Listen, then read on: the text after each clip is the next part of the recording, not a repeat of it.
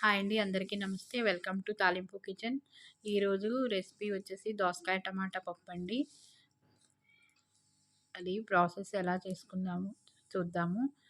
ముందు కందిపప్పు శుభ్రంగా 2 సార్లు కడిగి ఉంచుకోవాలండి. దోసకాయ పప్పు చేసుకోవడానికి ముందుగా 1 కప్పు కందిపప్పు శుభ్రంగా 2 సార్లు కడిగి పెట్టుకోవాలండి. ఇవి ఎసరికి తగినన్ని నీళ్లు. ఇవి రెండు చిన్న దోసకాయ ముక్కలు, 2 టమాటాలు ముక్కలుగా తరిగి అన్ని కుక్కర్లో వేసుకుందామండి. ఇవన్నీ ఉడకపెట్టుకుందాము.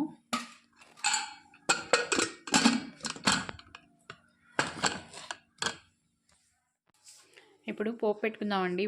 బాండీ పెట్టి నూనె వేసి వేడయ్యాక పోపు గింజలు, 2 ఎండుమిరపకాయలు తుంచి వేసాను, వేయించుకోవాలి.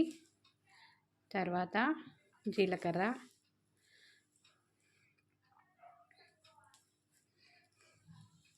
వేసి బాగా వేయించుకోవాలి.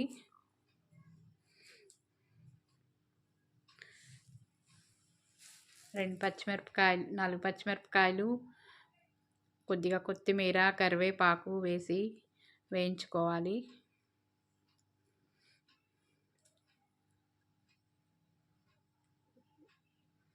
కొద్దిగా ఇంగువ వేసాను, కొద్దిగా పసుపు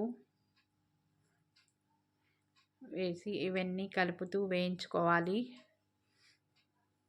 తర్వాత ఈ కుక్కర్లో ఉడకపెట్టుకున్న పప్పు ముక్కలు వేసి అదంతా కలిసేట్టు కలుపుకోవాలి. తర్వాత ముందుగా నానబెట్టుకున్న చింతపండు రసం పోయాలి, కలపాలి. అది కూడా రుచికి సరిపడా ఉప్పు, కారం వేసి కలుపుకోవాలి. అదంతా కలిసేట్టు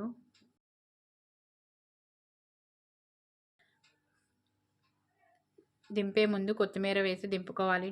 దోసకాయ టమాటా పప్పు రెడీ అండి. ఇది అన్నంలోకి చాలా బాగుంటుంది.